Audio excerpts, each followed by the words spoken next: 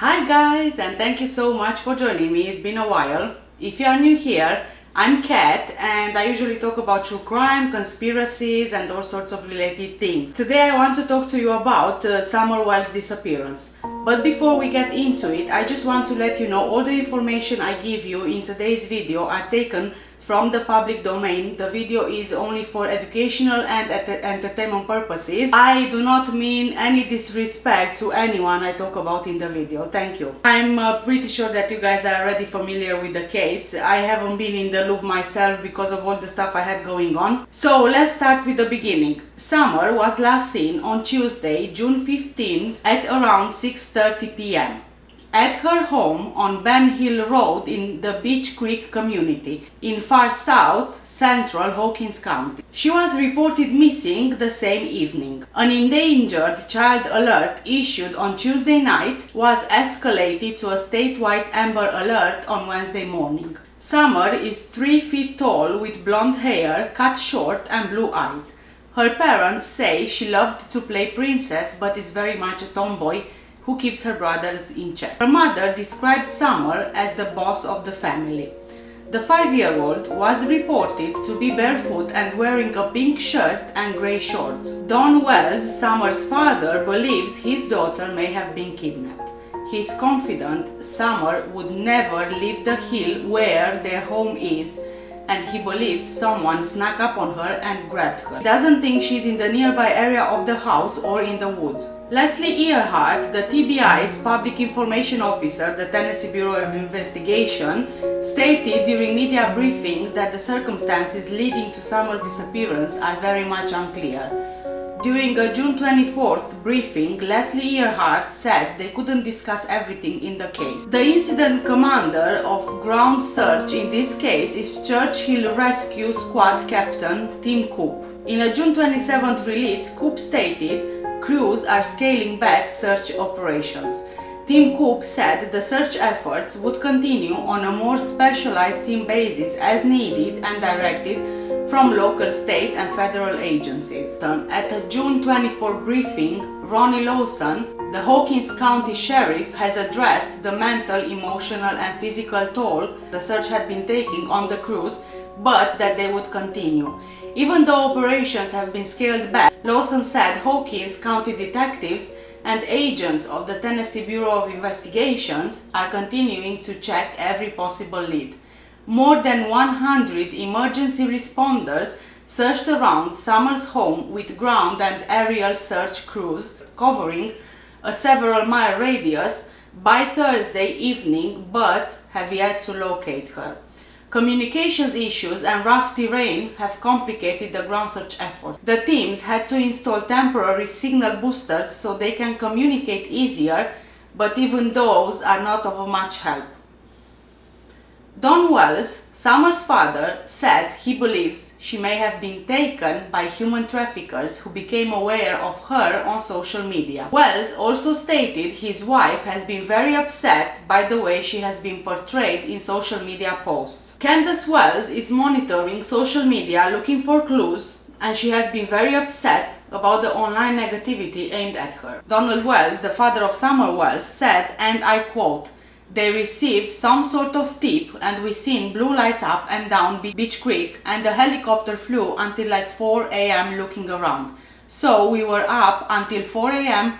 being hopeful that they'd find something, but there's nothing. They've been all through there with a fine-tooth comb several times over. She's not in the area." End of quote. Don Wells has a history of drinking and domestic violence. According to a warrant filed in General Sessions Court in Hawkins County on October 15, 2020, Candace Bly called authorities to report a domestic assault by her husband, Donald Wells. When Deputy Kyle Chivalry of the Hawkins County Sheriff's Department arrived at the couple's home on Ben Hill Road, Wells had left the property. So he began to speak with Candace Bly and 2 witnesses. When another deputy warned Chivalry that Wells's white GMC Sonoma was coming up the drive, Shively said family members expressed fear and said there was a firearm in the truck. Shively detained Wells in the driveway and said he detected a strong odor of alcohol and apparently had to pick Wells off from the ground. Wells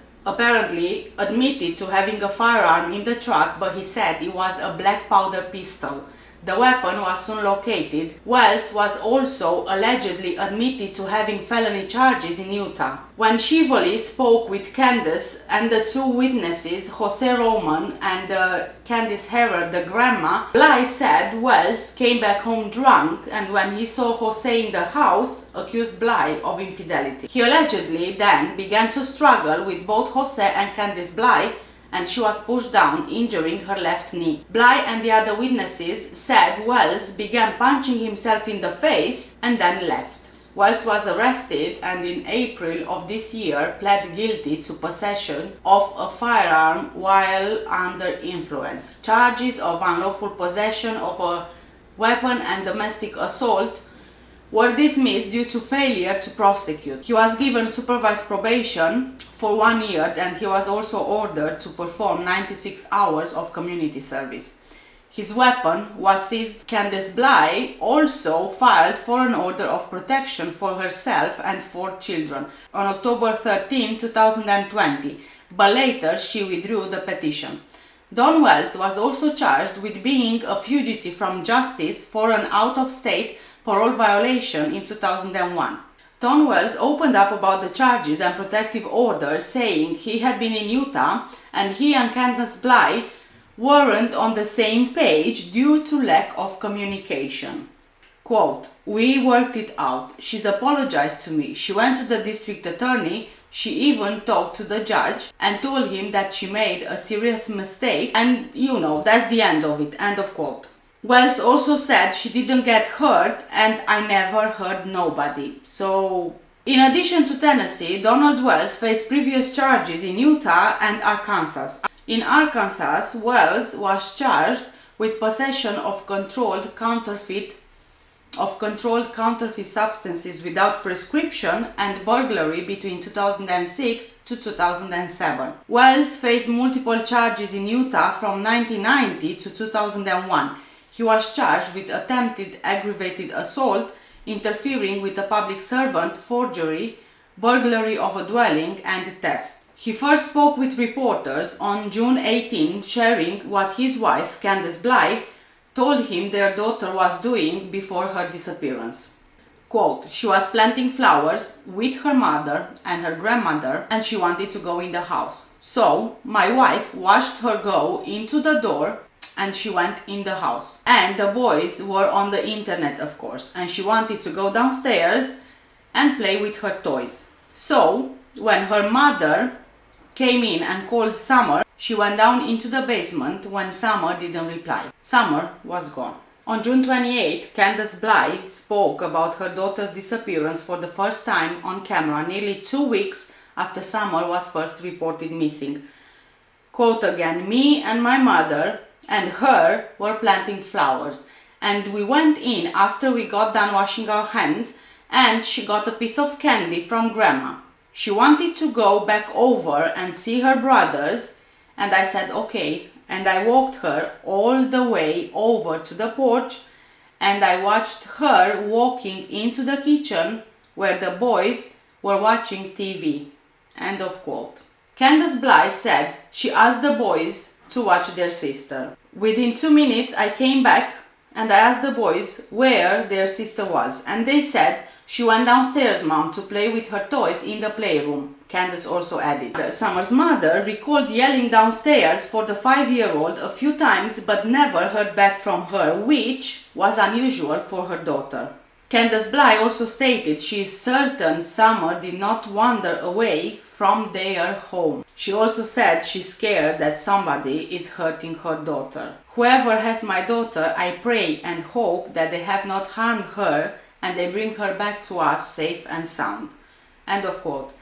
Candace posted a video of Summer swimming on her TikTok page on June 15th, the day her daughter was first reported missing. Along with a family friend, they were swimming for around 20 minutes while waiting to pick up a prescription for her mother. They then returned home in the afternoon, but Candace was not certain how many hours passed from the time they returned home and when Summer disappeared. Donald Wells told the media on Tuesday, June 22nd, that Candace Bly passed a lie detector test going to the district's attorney's office.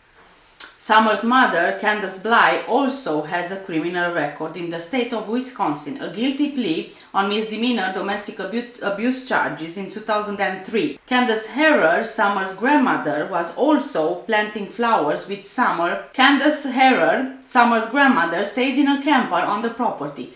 And according to Bly, Summer's grandmother was also planting flowers with them on the day of the young girl's disappearance. In a written statement released on June 25th, Candace Herrer commented on the night of Summer's disappearance. "Bring my grandbaby home. She is a lovely baby and we're so thankful for everyone looking for her. We yelled and looked for her as much as we could. She's just gone. It's devastating." End of quote. Josie 12, Wyatt 11 and Waylon 9, Summer's brothers, were in the house the night of June 15th, according to their mother. Candace said Summer played with her brothers all the time, especially Waylon. "He misses his sister so much because he played with her all the time. He was, I think, one of her favorites." During her June 28th interview, Candace said the last few weeks had been devastating and heartbreaking for her sons. Candace Bly's sister, Rose Marie Bly, has been missing since 2009, but investigators say there is no evidence that can indicate the two cases are connected. According to the FBI, Rose Marie was last seen leaving her residence in St. Croix Falls, Wisconsin on August 21st, 2009. 5 days later, her vehicle was found in a tractor-trailer parking lot 30 miles from her home. Candace Bly was between Arkansas and Tennessee at the time of her sister's disappearance. Donald Wells also spoke with the media about his sister-in-law's missing persons case. "She disappeared without a trace. They haven't found anything. They haven't found a body, nothing. When you see cases like that, that's why I lose hope in Summer, you know. I want to keep hope, but sometimes I just lose hope and I think, well, maybe we'll never see her again." Investigators are still looking for the driver of a red or maroon Toyota Tacoma with a full bed leather rack that was in the area around the time Summer disappeared. The TBI stresses that the driver is a potential witness and not a suspect. Quote, "The pickup is possibly a 1998-2000 maroon or red Toyota Tacoma with a full bed leather rack along with white buckets in the truck bed." End of quote. Bly spoke about the search for the truck at the end of June. "I wish they would come forward and explain themselves. If you're not a suspect, at least come forward and say what you've seen." So, I tried the best I could to put all the latest info into this video, but as you can tell by now, most of everything online is speculation at this point. There's absolutely no proof whatsoever as to what happened as far as we are aware. And I will wrap it up for this video for today. This is a kind of a different format as to what I usually do when I do all my videos very complex and very long. I decided I'm going to give it a go and try to publish shorter videos. So obviously Summer West case, you will have a lot more videos being published on it. I will also be talking in future videos about my perspective on what I think happened with Summer Wells. About the interview with Ellison, with Hunter, with Candace and Don, and I will also be trying to analyze Candace Bly's and Don West's media interview in one of the future videos. So I think that I will be publishing every 2 days, and I think that there will be around 5 videos around Summer West's disappearance for now. So if you guys think that publishing shorter videos more often rather than half an hour or 1 hour video is something that you would rather be watching than the complex videos I used to make, please do let me know in the comments below. And for now, that's it, and I'll see you in the next video about summer wells, where I'm going to be talking about my perspective on this case. Thank you so much for watching. Take care and stay safe. Bye!